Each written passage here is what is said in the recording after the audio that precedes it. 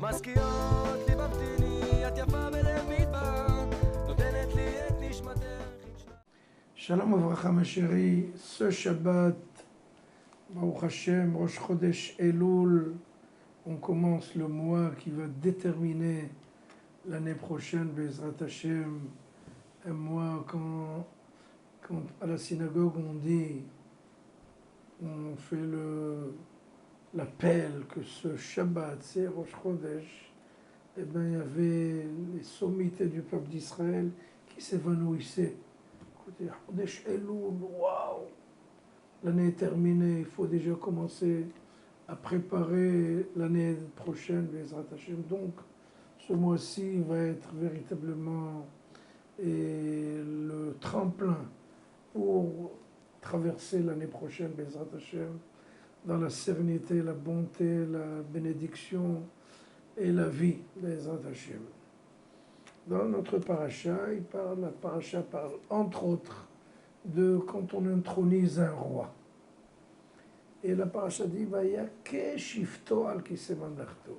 Ke shifto, c'est pas parce que lorsqu'il sera intronisé, mais comme il sera. Bon, c'est mal traduit. Il faut écrire beshifto, lorsqu'il sera intronisé. C'est quoi? Comme il sera intronisé. C'est assez bizarre comme locution. Il faut vérifier la profondeur de ce passage-là.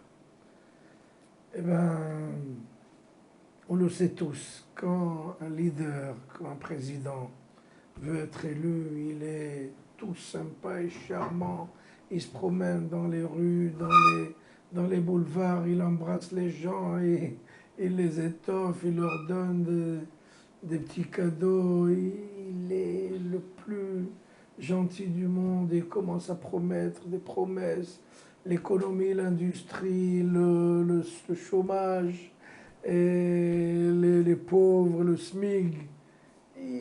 C'est des ballons qu'il envoie dans toutes les directions. Je vais être le meilleur président du monde.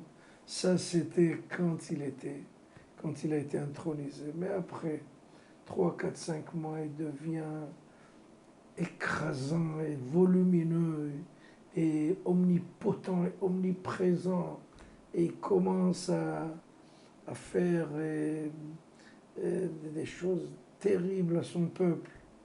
Alors on lui dit, la Torah t'a dit, c'est pas lorsque tu seras intronisé, comme le jour où tu as été intronisé, reste gentil et sympa et continue à exécuter les commandements de Dieu. C'est pas toi le Dieu. Toi, tu n'es qu'un pion dans les échecs. Donc, on oublie parfois. J'avais un ami qui est devenu ministre. Je l'avais rencontré, un grand ami à moi, et on travaillait ensemble. Je l'ai rencontré dans une cérémonie. On se connaît extrêmement bien, un ami, on peut dire, intime. J'étais sûr qu'il allait m'embrasser, les grandes rencontres.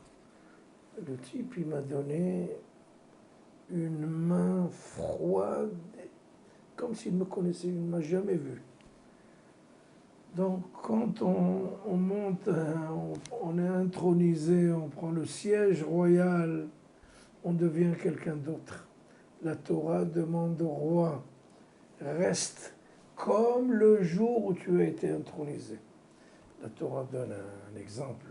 Hatan vekala, les deux mariés, un jeune couple qui vient de se marier, le lendemain ils reçoivent de la part des parents un plateau en or massif avec des chocolats, de la marmelade, des friandises. Et ils étaient tellement heureux, ils étaient tout emballés, et que les sentiments de bonheur. Il s'est retourné vers sa femme et lui a dit, on va prier que ce moment intense et magnifique et transcendant reste pour la vie. C'est ça ce que la Torah demande au roi. C'est vrai, tu es devenu roi, tu es monté sur un trône très haut, Chazak ou Baruch, mais n'oublie pas, comme tu es rentré, quand tu es arrivé jeune, tout jeune, avec toutes tes promesses, continue à l'être, et bien entendu, à exécuter les paroles de Dieu pour être un roi optimal. Bezrat Hashem, Shabbat Shalom.